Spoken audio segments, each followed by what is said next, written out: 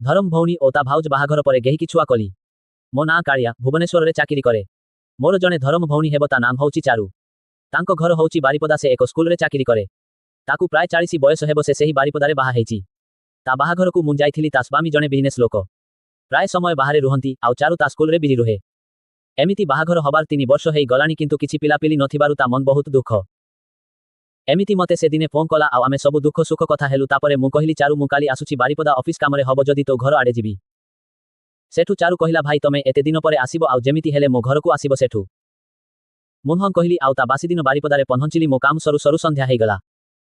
ଆଉ ଚାରୁ ଫୋନ୍ କଲା, ଭାଇ ଆସିଲାଣି କଣ ପାଇଁ? ମୁଁ ସେଠୁ କହିଲି, ଏବେ ରାତି ହେଇଗଲାଣି, ଆଉ କାଲି ମୋ କାମ ସରିଲେ ଆସିବି।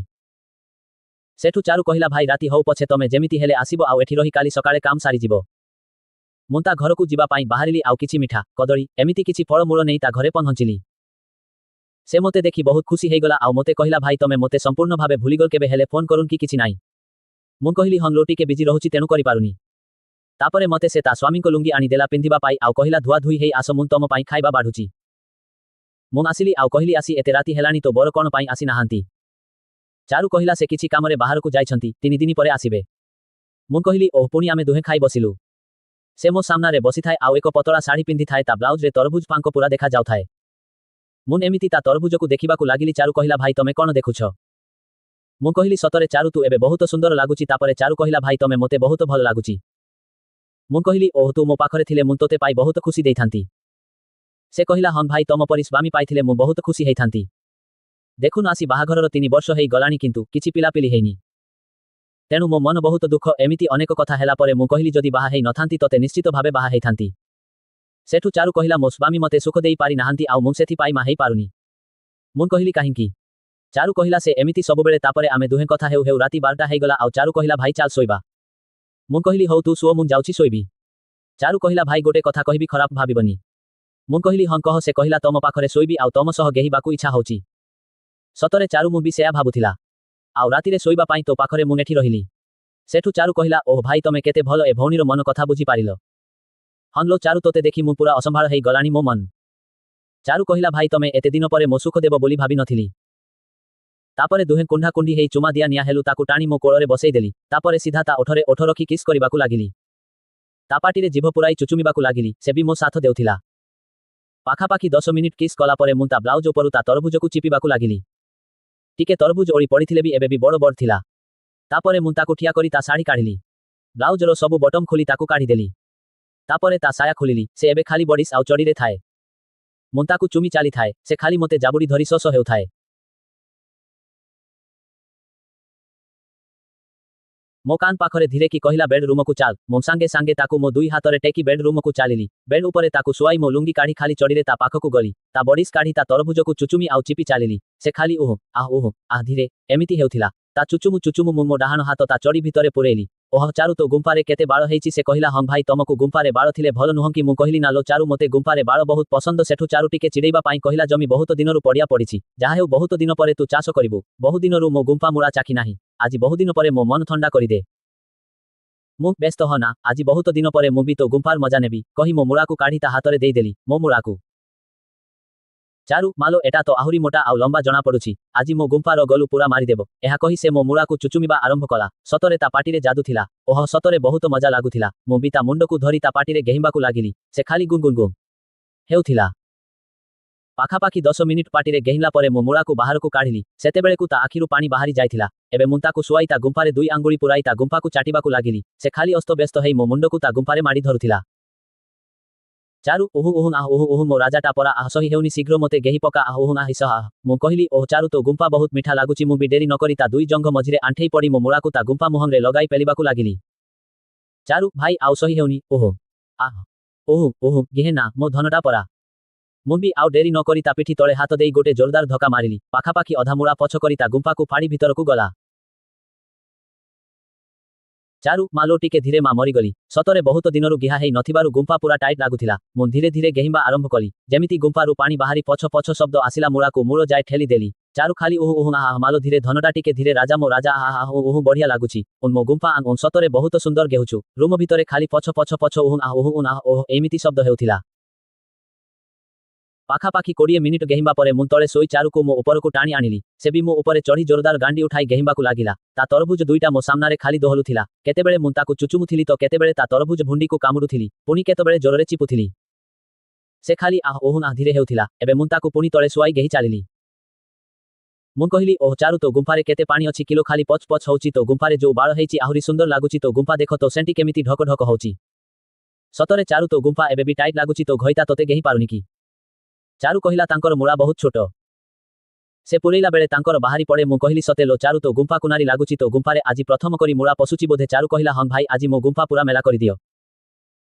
ମୁଁ କହିଲି, ଓହ ଚାରୁ କି ଗୁମ୍ଫା ଭିତରେ ପୁରେଇକି ମଜା ଲାଗୁଛି। ମୁଁ କହିଲି, ଓହ ଚାରୁ ଏଥର ମୋର ବାହାରି ପଡ଼ିବ। ସେଠୁ ମୋତେ କୁମଢ଼େଇ ଧରି କହିଲା, ଭାଇ ସବୁତକ ଗିଜ ମୋ ଗୁମ୍ଫାରେ ପୁରେଇ ଦିଅ। ମୋତେ ପେଟରେ କର। ମୁଁ କହିଲି, ହଁ ଲୋ ଚାରୁ ତୁ ପରା ମୋ ମାଇକିନା। ଏମିତି ପାଖାପାଖି 10 ମିନିଟ୍ ଗେହିଁବା ପରେ ମୁଁ ମୋର ସବୁ ପାଣି ତା ଗୁମ୍ଫା ଭିତରେ ଛାଡ଼ିଦେଲି। ଚାରୁ କହିଲା, ସତରେ ତମେ ମୋ ପ୍ରକୃତ ଘଇତା। ମୋ ଗୁମ୍ଫାରୁ ଏମିତି କେବେ ପାଣି ବାହାରିବ ବୋଲି ମୁଁ ଆଶା କରି ନଥିଲି। ସତରେ କେତେ ମଜା ଲାଗୁଥିଲା ତମ ଗିହ୍ନା।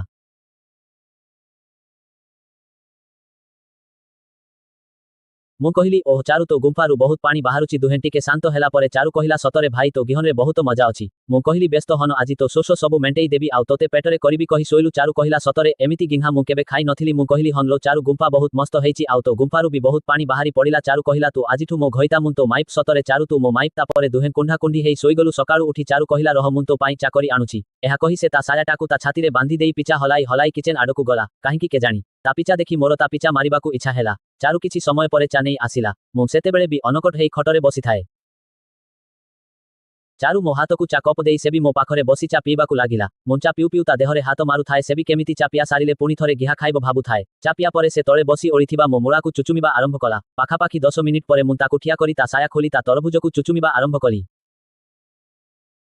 10 ମିନିଟ୍ ପରେ ସେ ପୁରା ଗରମ ହେଇ କହିଲା, ତୋ ମୂଳା ଶୀଘ୍ର ମୋ ଗୁମ୍ଫାରେ ପଶା। ଆଉ ସମ୍ଭାଳି ହଉନି। ମୁଁ କହିଲି, ତୋ ଗୁମ୍ଫା ଯାହା ହେଇଛି ମୁଁ ଆଉ ରହି ପାରୁନି। ଏଥର ତାକୁ ଘୋଡ଼ି ବନେଇ ତା ପଛ ପଟୁ ମୂଳାକୁ ପଛକିନା ପୁରେଇ ଦେଲି ଆଉ ଗେହିଁବା ଆରମ୍ଭ କଲି। ସେ ଖାଲି ମଜାରେ ଓହୁଁ ଆହ ଓହୁଁ ଉନ୍ ଓହ ମଜା, ବହୁତ ମଜା ଲାଗୁଛି। ମୋ ଧନଟା ଜୋରରେ ଗେହ, ଆହୁରି ଜୋର, ମୋ ଗୁମ୍ଫା ପୁରା ଫାଡ଼ି ଦେ। ଓହ ଆହ ଓହ ମୋ ଧନ ଉଇ ମୋର ଗଲା। ଏମିତି ହେଇ ତା ଗୁମ୍ଫାରୁ ଖାଲି ପାଣି ବାହାରୁଥିଲା। ମୁଁ ଗେହିଁବା ବେଳେ ମୋର ଗୋଟେ ଆଙ୍ଗୁଳି ତା ପିଚାକଣାରେ ମାରୁଥାଏ। ସେ ଖାଲି ଅସ୍ତବ୍ୟସ୍ତ ହେଇଥିଲା। ମୁଁ ତାକୁ କହିଲି, ବୁଝିଲୁ ନା ଚାରୁ, ତୋ ପିଚା କଣାଟା ବି ଭଲ ଅଛି। ଆ ତୋ ପିଚା ମାରିବି। ଚାରୁ କହିଲା, କେବେ ବି ମୁଁ ପିଚା ମରେଇ ନାହିଁ। ତା ଛଡ଼ା ତୋ ମୂଳାଟା ଏତେ ମୋଟା ଆଉ ଲମ୍ବା ଯେ ମୋ ଅବସ୍ଥା ଖରାପ ହେଇଯିବ।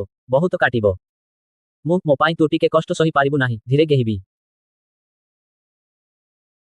ଶେଷର ସେ ରାଜି ହେଲା। ମୋ ପାଖରେ ଥିବା ନଡ଼ିଆ ତେଲ ବୋତଲରୁ ତେଲ ଆଣି ତା ପିଚା କଣାରେ ଲଗେଇ ଆସ୍ତେ ଆସ୍ତେ ଆଙ୍ଗୁଳି ପୁରାଇ ଆଗପଛ କଲି। ତାପରେ ମୋ ମୂଳାକୁ ତାକୁ ଚୁଚୁମିବାକୁ କହିଲି। ସେ ଚୁଚୁମିବା ପରେ ମୁଁ ମୋ ମୂଳାକୁ ତା ଗୁମ୍ଫାରେ ପୁରାଇ ଗେହିଁବାକୁ ଲାଗିଲି। ଯେମିତି ମୋ ମୂଳା ତା ଗୁମ୍ଫା ପାଣିରେ ଲାଳୁଆ ହେଇଗଲା, ତାକୁ ଆଣି ତା ପିଚା କଣାରେ ସେଟ୍ କରି ଗୋଟେ ଧକ୍କା ମାରିଲି। ପଛ କରି ମୋ ମୂଳାର ଅଧା ତା ପିଚାରେ ପଶିଗଲା। ଚାରୁ, ମାଲୋ ମାଲୋ ମରିଗଲି। ମୋ ପିଚା ମା କାଟୁଛି, କାଢ଼ି ପକା। ତତେ ନେହୁରା ହେଉଛି।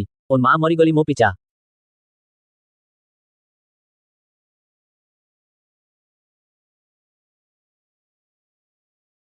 ମୁଁ କିନ୍ତୁ କିଛି ନଶୁଣି ତାକୁ ଗେହିଁବା ଆରମ୍ଭ କଲି। ପୁରା ମୂଳା ପଶିବା ପରେ ମୁଁ ତାକୁ ଜୋର ଜୋର ଗେହିଁବାକୁ ଲାଗିଲି। ସେ ଚାରିପିଟି ହେଉଥିଲେ, ଚିଲାଉଥିଲେ ବି ମୁଁ ତାକୁ ଧୁମ ଗେହି ଚାଲିଲି। ସେ ଖାଲି ମାଲୋ ମରିଗଲି ଟିକେ ଧୀରେ ମୋ ପିଚା ଆହ ଓହ ଓହୁ ଓହୁ ହେଉଥିଲା। ପାଖାପାଖି 20 ମିନିଟ୍ ଗେହିଁବା ପରେ ମୁଁ ସବୁ ପାଣି ତା ପିଚାରେ ଛାଡ଼ିଦେଲି। ତାପରେ ଦୁହେଁ କୁଣ୍ଢା କୁଣ୍ଢି ହୋଇ ଶୋଇଲୁ। କିଛି ସମୟ ପରେ ଚାରୁ କହିଲା, ଭାଇ ମୁଁ ଗାଧେଇକି ଆସୁଛି। ସେଠୁ ମୁଁ କହିଲି, ଚା ସାଥୀ ହେଇ ଗାଧେଇବା। ସେଠୁ ମୁଁ ତାକୁ ଟେକିକି ବାଥରୁମକୁ ନେଇଗଲି। ଚାରୁ କହିଲା, ରହ ମୁଁ ଝାଡ଼ା ବସି ସାରେ। ମୁଁ କହିଲି, ହଁ ଦୁହେଁ ଏକାଠି ଝାଡ଼ା ବସିବା। ତାପରେ ଚାରୁ ପାଇଖିନାରେ ବସିଲା ଆଉ ମୁଁ ତା ଗୁମ୍ଫାରେ ମୋ ମୂଳାକୁ ପୁରେଇ ତାକୁ କୁଣ୍ଢିଲି ଓ ସେ କହିଲା, ଓହ କି ମଜା ଲାଗୁଛି। ଏମିତି ଦୁହେଁ ଝାଡ଼ା ବସିଲୁ ଆଉ ମୁଁ ଚାରୁକୁ ଚଞ୍ଚାଇ ଦେଲି। ତାପରେ ଦୁହେଁ କୁଣ୍ଢା କୁଣ୍ଢି ହେଇ ଗାଧେଇଲି। ତାପରେ ଦୁହେଁ ଆସି ବେଡରୁମକୁ ଗଲି ଆଉ ଚାରୁ ଲୁଗା ପିନ୍ଧିବା ପାଇଁ ଯାଉଥିଲା। ମୁଁ ମନା କଲି ଆଉ କହିଲି, ଆଜି ମୁଁ ତୋତେ ଏମିତି ଦିନ ସାରା ଅନକଟ ରହିବୁ। ସେଠୁ ଚାରୁ କହିଲା, ଭାଇ ତମେ ବି ଅନକଟ ହୋଇ ରହିବ। ତାପରେ ଚାରୁ ଗଲା। ମୁଁ ଯୋଉ ଫଳ ଆଣିଥିଲି ତାକୁ ଆଣିଲା ଆଉ ଖାଇବାକୁ ଦେଲା। ସେଦିନ ପୁରା ଦିନସାରା ଆଉ ସାରା ରାତି ଛେଚି କୁଟି ଗେହିବା ପରେ ତା ପରଦିନ ପୁଣି ମୋ ଜାଗାକୁ ଫେରି ଆସିଲି। ମୁଁ ଯେବେ ବି ଏବେ ଯାଉଛି ନିଧୁମ କରି ଗେହୁଛି। ଏବେ ତା ପେଟରେ ଛୁଆ 6 ମାସ ହେଲା। ଆମର ଘଇତା ମାଇପ ସମ୍ପର୍କ ଏମିତି ରହିଥିବ। ଏବେ ଚାରୁର 6 ମାସ ଚାଲିଛି। ତେଣୁ ତା ଗୁମ୍ଫା ସବୁବେଳେ ସୁଲେଇ ହଉଛି କହୁଥିଲା। ଦିନେ ମତେ ଚାରୁ ଫୋନ କଲା, କହିଲା, କାଳିଆ ମୁଁ ଆଉ ରହି ପାରୁନି, ତମେ ଯେମିତି ହେଲେ କାଲି ଆସ। ସେ କାଲିଠୁ ଟୁରରେ ଯାଉଛନ୍ତି। ସେଠୁ ମୁଁ ଠିକ୍ ସନ୍ଧ୍ୟାବେଳେ ତା ରୁମରେ ଯାଇ ପହଞ୍ଚିଲି। ଦେଖିଲି ସେ ନାଇଟି ପିନ୍ଧିକି ବସିଛି ଆଉ ଟିଭି ଦେଖୁଛି। ମୁଁ ଗଲାରୁ ସେ ଉଠିକି ମତେ କୁଣ୍ଢେଇ ପକେଇଲା। ଠିଆ ଠିଆ କୁଣ୍ଢା କୁଣ୍ଢି ହେଲୁ। ତାପରେ ଚାରୁର ନାଇଟି ଖୋଲିଦେଲି। ଓହ ଚାରୁ କଣ ଦେଖାଯାଉଥିଲା, ପୁରା ସେକ୍ସି ମାଇକିନା। କିନ୍ତୁ ମୁଁ ମାର୍କ କଲି ଯେ ସରୋଜ ଖୁସିରେ କରୁନି। ହେଲେ ମୁଁ କିଛି ପଚାରିଲିନି। ତାର ଟେପ୍ ଖୋଲିଲି। ତା ତରଭୁଜକୁ ଗୋଟେ ଗୋଟେ କରିକି ଚିପିଲି। ସରୋଜୁ ଖାଲି ଆହ ଓହ ଓ ନା ଧୀରେ ଚିପ ଏମିତି କହୁଥାଏ। ତା ତରଭୁଜ ଚୁଚୁମିକି କ୍ଷୀର ପିଇଲି। ସେ ମୋ ମୁଣ୍ଡକୁ ତରଭୁଜରେ ମାଡୁଥାଏ। ସେଠୁ ଖଟ ଉପରକୁ ଗଲୁ। ସେ ତାର ଗୋଟେ ଗୋଡକୁ ମୋ ଉପରେ ପକେଇକି ରଖିଲା ଆଉ ଲିପ୍ କିସ୍ କରୁଥିଲା। ମୁଁ ତା ପିଚାକୁ ଧରିକି ମୋ ଆଡେ ଟାଣୁଥିଲି। ସରୋଜୁ କହିଲା, କାଳିଆ ଆଉ ରହି ହଉନି, ତମ ଗୁମ୍ଫା ରାଣୀ କଥା ବୁଝ। ସେଠୁ ମୁଁ ସରୋଜୁ ଗୁମ୍ଫାରେ ମୂଳା ପୁରେଇଲି। ଚାରୁ ଜୋରେ କୁଣ୍ଢେଇ ଧରିଲା ମତେ। ମୁଁ ତାକୁ ଲିପ୍ କିସ୍ କରିକି ଗେହିଁଲି। ତା ତରଭୁଜ ମୋ ଛାତିରେ ବାଜୁଥାଏ। ଓହ ମୋ ସେକ୍ସି। ସ୍ତ୍ରୀ ଚାରୁ କହିଲା ମୋ ଧନ ମତେ ସତରେ ତମ ସ୍ତ୍ରୀ କରିଦିଅ ନା। ମୁଁ କହିଲି ହଉ ରାଣୀ ଡାର୍ଲି। ସେତେବେଳକୁ ରୁମ୍ ସାରା ଖାଲି ପଚ୍ ପଚ୍ ସାଉଣ୍ଡ ହଉଥାଏ। ଚାରୁ ଉପରକୁ ଆସିକି ଗେହିଲା ତା ନଖରେ ମୋ ଦେହକୁ ରାମ୍ପି ପକାଉଥାଏ ତାର ଓହଳିଥିବା ତରଭୁଜକୁ ମୁଞ୍ଚୁ ଚୁମୁଥାଏ। ସତରେ ଚାରୁ ମୁଁ ତମକୁ ପାଇ ଭାଗ୍ୟବାନ। ସେ କହିଲେ ହଁ କାଳିଆ ମୋତେ ବହୁତ ଭଲ ପାଉଛ ତମେ। ମୁଁ କହିଲି କେମିତି ଲାଗୁଛି ଡାର୍ଲି। ଚାରୁ କହିଲା ବହୁତ ଭଲ। ସତରେ କେମିତି କଣ ହେଇଗଲା କିଛି ବି ଜଣା ପଡ଼ିଲାନି। ମୁଁ କହିଲି କଣ ଚୋର କହିଲା ଆମେ କେତେବେଳେ ଭାଇ ଭଉଣୀରୁ ସ୍ୱାମୀ ସ୍ତ୍ରୀ ହେଇଗଲେ। ମୁଁ କହିଲି ହଁ ଲୋ ଚାରୁ ତୁ ମୋ ମାଇପ। ଅଧଘଣ୍ଟା କାଳ ଗେହ୍ନି ସାରିଲା ପରେ ସବୁଯାକ ପାଣି ତା ପେଟ ଭିତରେ ଛାଡ଼ିଲି ଚାରୁ ମତେ ଜୋରେ କୁଣ୍ଢେଇ ଧରିଲା। ଚାରୁର ମୋର କୋଳା କୋଳି ହେଇକି ବିପି ଦେଖିଥିଲୁ ମୁଁ ତା ଶାଢ଼ୀ ଉପରେ ତରଭୁଜ ଚିପୁଥିଲି ସିଏ ମୋ ମୁଳାକୁ ସାଉଁଲଉଥିଲା ତାପରେ ଦୁହେଁ ଗିଂହା ଗିଂହି ହେଇ ଶୋଇଲୁ ସକାଳୁ ଚାରୁ ତା ସ୍କୁଲକୁ ଗଲା ଆଉ ମତେ କହିଲା ଚାଲ ଆମ ଘରକୁ ଯିବା। ତମକୁ ଭାଉଜ ବହୁତ ଖୋଜୁଥିଲେ। ସେଠୁ ଚାରୁ ମତେ ତାଙ୍କ ଘରେ ଛାଡ଼ି ସ୍କୁଲକୁ ଗଲା ମତେ ତାଙ୍କ ଭାଉଜ ଦେଖି ବହୁତ ଖୁସି ହେଲେ ତା ଭାଉଜଙ୍କ ନାଁ ହଉଛି କଳ୍ପନା ଦେଖିବାକୁ ପୁରା ମସ୍ତ ମାଇକିନିଆଟିଏ। ସେତେ ଗୋରା ନହେଲେ ବି ଟିକେ ମୋଟି ହେଲେ ବହୁତ ମସ୍ତ ମାଇକିନିଆ। ତାଙ୍କ ତରଭୁଜ ଦୁଇଟା ପୁରା ବଡ଼ ବଡ଼ ସରୁ ଅଣ୍ଟା ସାଙ୍ଗକୁ ସେକ୍ସି ଚେହେରା ସତରେ ସେ ଗୋଟେ ପିଲାର ମା ବୋଲି କେହି କହିବେନି। କଳ୍ପନା ଭାଉଜ ଚାରୁ ଆଉ ମୋ ବିଷୟରେ ସବୁ ଜାଣିଛନ୍ତି।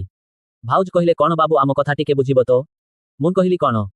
ସେଠୁ ଭାଉଜ କହିଲେ ଚାରୁ ଆଉ ତମ ବିଷୟରେ ମୁଁ ସବୁ ଜାଣିଛି ଚାରୁ କହୁଥିଲେ। ତମ ବହୁତ ମଜା ଦଉଛ। ମୁଁ କହିଲି ଯାହା ହେଉ ତମକୁ ପାଇବି ବୋଲି ମୋର ଆଶା ନଥିଲା। ସତରେ ଭାଉଜ ତମେ ବହୁତ ସୁନ୍ଦର ଆଉ ବିବାହିତ ମାଇକିନା ମୋର ବହୁତ ପସନ୍ଦ।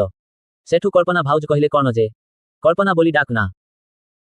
ମୁଁ ସେଠୁ ହଉ କଳ୍ପନା ଆଜି ତ ମୋର ଡବଲ ରାଣୀ ଆଉ କଳ୍ପନା ବି କମ୍ ମାଇକିନା ନୁହଁ ମୋ ସେକ୍ସି ଚେହେରା ଖଣ୍ଡେ ପାଇଛି ପିଚାଟା ତ ପଛକୁ ବାହାରିକି ଅଛି ତରଭୁଜ ବି ଫୁଲିକି ଅଛି ଆଉ ପୁରା ଥଲଥଲିଆ ପେଟ ପୁରା ଦେଶୀ ମାଇକିନା ମୋଟା ମୋଟା ଓଠକୁ ଗୋଲିଆ ମୁହଁ ପୁଣି ଫୁଲୁକା ଫୁଲୁକା ଗାଲ ଦେଖିଲା ମାନେ ମୁଳା ଉଠିବାଟା ପକ୍କା। ମୁଁ କହିଲି ମୁଁ କଣ ଲାଗୁଛ ମୋ କଳ୍ପନା। କଳ୍ପନା କଣ ଲାଗୁଛି। ମୁଁ କହିଲି ଓହ ପୁରା ହଟ୍। କଳ୍ପନା ଚାରୁଠୁ କମ୍ ନା ଅଧିକ।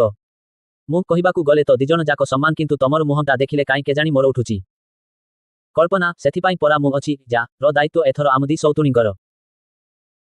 ଭାଉଜ ମତେ କୋଳେଇ ନେଲେ ନିଜ ଛାତିରେ ଚାପି ଧରି କିସ୍ କରିବାକୁ ଲାଗିଲେ ତାଙ୍କ ଫୁଲୁକା ଫୁଲୁକା ତରଭୁଜ ଯୋଡ଼ିକ ମୋ ଛାତିରେ ଚାପି ହେଇ ରହିଥାଏ ବହୁତ ମଜା ମଧ୍ୟ ଆସୁଥାଏ ଆଉ ମୋର ତ ସେଇ ଗୋଟେ ନଜର ତାଙ୍କ ଗୋଲ ମୋଟଲ ପିଚା ଉପରେ ସେ ଲିପ୍ କିସ୍ କରିବାରେ ବ୍ୟସ୍ତ ଥାଆନ୍ତି।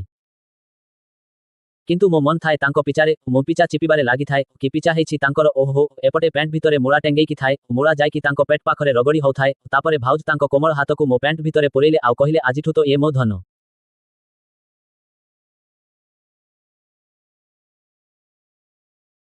ଭାଉଜଙ୍କ ପାଟିରୁ ଏଇ କଥାଟା ଶୁଣି ମୋ ମୁଳା ତ ଏତେ ଜୋରେ ଟେଙ୍ଗେଇଲା ଯେ ଶିର ପୁରା ଟାଣି ହେଇକି ଥାଏ ଆଉ କଳ୍ପନା ପୁରା ଅଥୟ ହେଇଗଲେ ପ୍ୟାଣ୍ଟ ଭିତରେ ହିଁ ମୁଳାକୁ ସାଉଁଳି ସାଉଁଳି ହାତରେ ଜକଲିଆ କରିଦେଲେ ଏପଟେ ମୋ ହାତ ତାଙ୍କ ପିଚା ଚିପିବାରେ ମଗ୍ନ ହେଲେ ଏ ଯାଏ କେହି କିଛି ବି ଖୋଲିନୁ ତାପରେ ମୁଁ ତାଙ୍କ ଶାଢ଼ୀ କାନି ଖସେଇଲି ଓହୋ ଭଗବାନ କି କ୍ଲେଭେଜ ତରଭୁଜ ଫୁଲିକି ବ୍ଲାଉଜ ବାହାରକୁ ଉଠିକି ଥାଏ ଶାଢ଼ୀ କାନି ଯେମିତି ଖସିକି ଚଟାଣରେ ପଡ଼ିଛି ଆଉ କି ପେଟ ହେଇଛି ଓହ ଅଳ୍ପ ଟିକେ ବାହାରି ଯାଇଛି ଆଉ ନାହିଁ ପୁରା ଗଭୀର ଆଙ୍ଗୁଠି ପୁରେଇଲେ ବୋଧେ ଇଞ୍ଚେ ଖଣ୍ଡେ ପଶିଯିବ ସେଠୁ ତାଙ୍କ ତରଭୁଜକୁ ବ୍ଲାଉଜ ଉପରେ ଚିପିକି ଚାଟିଲି ବ୍ଲାଉଜ ଖାଲି ଝାଳୁଆ ଝାଳୁଆ ବାସୁଥାଏ ତରଭୁଜରୁ କ୍ଷୀର ବାହାରିକି ବ୍ଲାଉଜ ପୁରା ଓଦା ହେଇଗଲା ସେ ତାଙ୍କର ଗୋଟେ ଗୋଟେ ହୁକ୍ ଖୋଲିକି ବ୍ଲାଉଜକୁ ପକେଇଦେଲେ ଭିତରେ ନାଲି ବଡିସ୍ ବି ଓଦା ହେଇଯାଇଥିଲା ତାକୁ ବି ମୁଁ ଉତାରି ଦେଲି ଏଥର ପୂର୍ଣ୍ଣ ରୂପରେ ତରଭୁଜ ଦେଖାଗଲା। ତରଭୁଜ ମଝିରେ ଗ୍ୟାପ୍ ବହୁତ କମ୍ ପୁରା ଟାଇଟ୍ ତରଭୁଜ ଭୁଣ୍ଡି ପୁରା କଳା ମନଭରି ତରଭୁଜ ଚୁଚୁମିକି କ୍ଷୀର ପିଇଲି କଳ୍ପନା ମୋ ପାଟିରେ ତରଭୁଜ ଚୁମିକି କ୍ଷୀର ପିଏଇ ଦେଲେ ଓହ କି ଟେଷ୍ଟ ଦୀର୍ଘ ଦିନ ପରେ କ୍ଷୀର ମିଳିଲା ପିଲାବେଳେ ବୋଉ କ୍ଷୀର ଛାଡ଼ିବା ଦିନଠୁ ଆଉ ପାଟିରେ ତରଭୁଜ କ୍ଷୀର ବାଜି ନଥିଲା। ତାଙ୍କର ମିଠା ମିଠା ତରଭୁଜ ପିଇ ସାରିକି ତଳକୁ ଆସିଲି ତାଙ୍କ ପେଟ ପାଖକୁ ସତରେ କି ମହୁଝରା ପେଟ ପୁରା ଚିକଣିଆ ହେଇକି ଚିକ୍ ଚିକ୍ ମାରୁଥାଏ ଯଦି ତେଲ ଟିକେ ମାସାଜ କରିଦେବ ଆହୁରି ଚିକଣିଆ ଦେଖାଯିବ ଚିକଣିଆ ପେଟରେ ପୁଣି ଗଭୀର ନାହିଁ ପେଟର ସୁନ୍ଦରତାକୁ ବହୁଗୁଣିତ କରୁଥାଏ ତାଙ୍କ ପେଟର ଗଭୀର ନାହିଁକୁ ଜିଭ ପୁରେଇକି ଚାଟିଲି ସେ ଖାଲି କୁତୁ କୁତୁ ହଉଥାନ୍ତି କହୁଥାନ୍ତି ମୋର ସେଠି ଖର ଅଛି ଟିକେ ଧୀରେ ଚୁମ୍ ସେତେବେଳକୁ ତ ମୋ ମୁଳାର ଅବସ୍ଥା ଗୁରୁତର। ତାପରେ ତାଙ୍କ ଶାଢ଼ୀ ଖୋଲିଲି ଯାହା ଦେଖିଲି ଆଶ୍ଚର୍ଯ୍ୟ ହେଇଗଲି। ମୁଁ କହିଲି କଳ୍ପନା ତମେ କଣ ଚଡ଼ି ପିନ୍ଧିନ। କଳ୍ପନା କହିଲା ନା କାଳିଆ ମୁଁ କେତେବେଳେ କେମିତି ପିନ୍ଧେ ବାହାଘର ପରଠୁ ମୁଁ ଆଉ ସେତେ ଚଡ଼ି ପିନ୍ଧୁନି। ମୁଁ କହିଲି ଓହ ସେଠୁ କଳ୍ପନା ଯେତେବେଳେ ତା ଶାଢ଼ୀ ଖୋଲିଛି କି ସୁନ୍ଦର ଦୃଶ୍ୟ ଓହ ଭଗବାନ ଏଇ ସୁନ୍ଦରତା ଭିତରେ ତ ସବୁ ରହସ୍ୟ ଲୁଚି ରହିଛି ତାଙ୍କ ଜଙ୍ଘ ଗୁଡ଼ିକ ମୋଟା ମୋଟା କହିବାକୁ ଗଲେ ବଲିଉଡ୍ ହିରୋଇନଙ୍କ ଜଙ୍ଘ ଭଳିଆ ପେଟ ଯେମିତି ଚିକଣିଆ ଜଙ୍ଘ ସେମିତି ଚିକଣିଆ ଦି ଜଙ୍ଘ ପୁରା ଚାପି ହେଇକି ଥାଏ ଆଉ ଉପରୁ ତଳି ପେଟ ସାମାନ୍ୟ ତଳକୁ ଓହଳିକି ଥାଏ ସେଇ ତିନି କୋଣିଆ ଜାଗାଟାରେ କଳା ମଚ ମଚ ବାଳ ଭର୍ତ୍ତି ହେଇକି ଥାଏ ସେଇ ସନ୍ଧି ଜାଗାକୁ ଚାଟି ପକେଇଲି ଝାଳ ଯୋଗୁ ଟିକେ ଲୁଣିଆ ଲାଗୁଥିଲା କିନ୍ତୁ ଗୁମ୍ପା ଜଙ୍ଘ ଭିତରେ ଚାପି ହେଇକି ଥିଲା ରୀତା ମୋ ମୁଣ୍ଡକୁ ଦାବି ପକାଉଥାନ୍ତି ମୁଁ ତାଙ୍କ ପିଚାକୁ କୁଣ୍ଢେଇକି ଚାଟି ଚାଲିଥାଏ।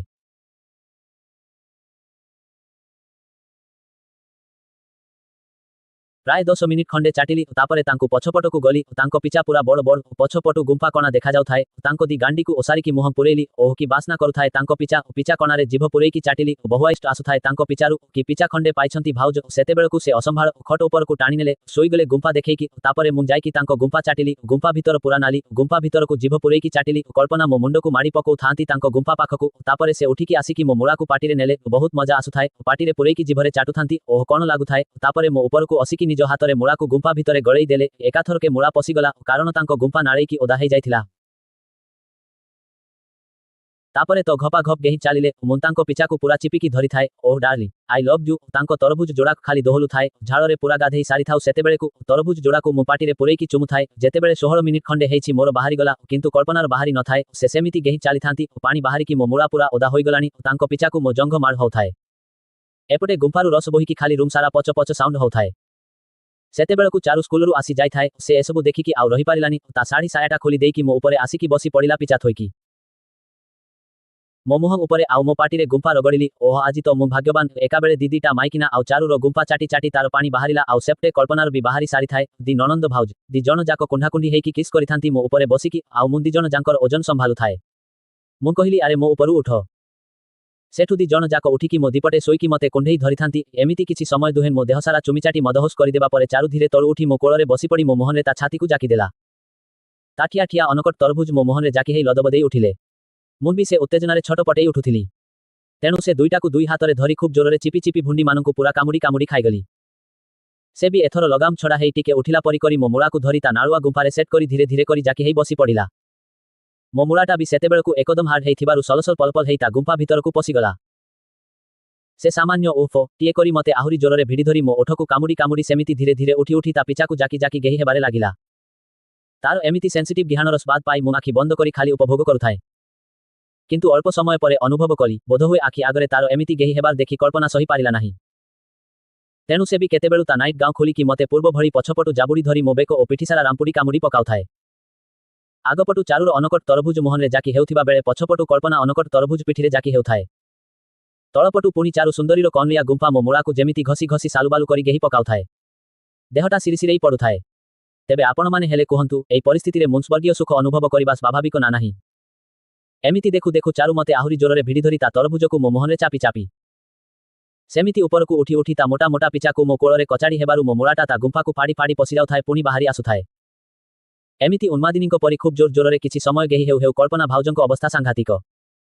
ଉତ୍ତେଜନାରେ ସେ ମତେ ପଛକୁ ଟାଣି ଖଟରେ ଶୁଆଇ ଦେଇ ମୋ ମୁଣ୍ଡ ଆଡୁ ତା ତରଭୁଜକୁ ମୋ ପାଟିରେ ଜାକି ବସିଲା।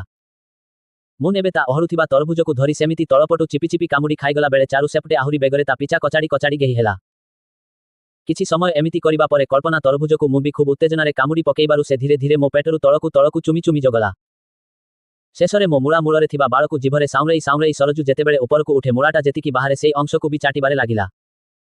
ଏମିତି ଅଳ୍ପ ସମୟ ପରେ ସେ ଧୀରେ ଧୀରେ ଚାରୁ ଗୁମ୍ଫାକୁ ବି ଚାଟି ଚାଟି ପୁଣି ତା ପେଟ ଆଉ ଶେଷରେ ତା ତରଭୁଜକୁ ବି ଚୁମି ଚାଟି ପକେଇଲା। ଏମିତି ଦେଖୁ ଦେଖୁ କଳ୍ପନା ଭାଉଜ ତା ଦୁଇ ଜଙ୍ଘ ଫାଙ୍କା କରି ତା ଗୁମ୍ଫାକୁ ମୋ ମୁହଁରେ ରଖି ଚାରୁକୁ ଜାବୁଡ଼ି ଧରି ଦୁହେଁ ଦଳାଚକଟା ଚୁଚୁମା ଚୁଚୁମି ହେବାରେ ଲାଗିଲେ। ଏତିକିବେଳେ ମୋ ମୁହଁରେ କଳ୍ପନା ଭାଉଜଙ୍କର ନାଳୁଆ ଗୁମ୍ଫା ମେଲେଇ ହେଇ ତା ଗୁମ୍ଫାରୁ ଝରୁଥିବା ବହଳିଆ ପାଣିରେ ମୁଁ ବହୁତ ଅସନା ଫିଲ୍ କଲି। ଏମିତି କିଛି ସମୟ କଳ୍ପନା ଭାଉଜ ମୋ ମୂଳା ଉପରେ କଚାଡ଼ି ହେଇ ହେଇ ଗିହା ଖାଇଲା ପରେ ପୁଣି ଚାରୁ କଳ୍ପନା ଭାଉଜକୁ ହଟେଇ ଦେଇ ନିଜେ ସେମିତି ମୋ ମୂଳା ଉପରେ କଚାଡ଼ି ହେଇ ହେଇ ଗିହେଇ ହେଲା। ଏମିତି ଦୁହେଁ ପାଳି କରି ମୋ ମୂଳା ଉପରେ କଚାଡ଼ି ହେଇ ହେଇ ଗିହାଣର ମଜା ନେଉ ନେଉ ମୋ ହାଲତ ଏକଦମ ବେହାଲ। ଚାରୁ ତାର ପିଛାକୁ ହଲେଇ ହଲେଇ ଗେହି ହେବାରେ ଲାଗିଲା। କଳ୍ପନା ଭାଉଜ ପାଖକୁ ଆସିଲେ ମୁଁ ତାଙ୍କ ଓଠକୁ କିସ୍ କରି ତାଙ୍କର ତରଭୁଜକୁ ଚିପିବାରେ ଲାଗିଲି। ଚାରୁକୁ ଗେହିବା ଆବଶ୍ୟକ ନଥିଲା, ସେ ନିଜେ ତାର ଅଣ୍ଟାକୁ ହଲେଇ ଗୁମ୍ଫାରେ ମୂଳା ପୁରାଉଥାଏ। ଭାଉଜଙ୍କ ଅଣ୍ଟାକୁ ଧରି ଆଉ ଗୋଟେ ଲମ୍ବା କିସ୍ କରିବାରୁ ସେ ମସ୍ତ ହେଇଗଲା। ପୁଣି କଳ୍ପନା ଭାଉଜଙ୍କ ପାଟିରେ ମୂଳା ପୁରେଇ ମୁଁ ମୂଳାକୁ ସଫା କରିଲି। ତାପରେ ସେ ରୋଷେଇ କରିବାକୁ ଗଲେ ଆଉ ମୁଁ ଖଟ ଉପରେ ରେଷ୍ଟ ନେଲି। ଏମିତି ଦୁଇ ଜଣଙ୍କୁ ନିର୍ଧୁମ ଗେହ୍ନିଥିଲି 3 ଦିନ ଯାଏ।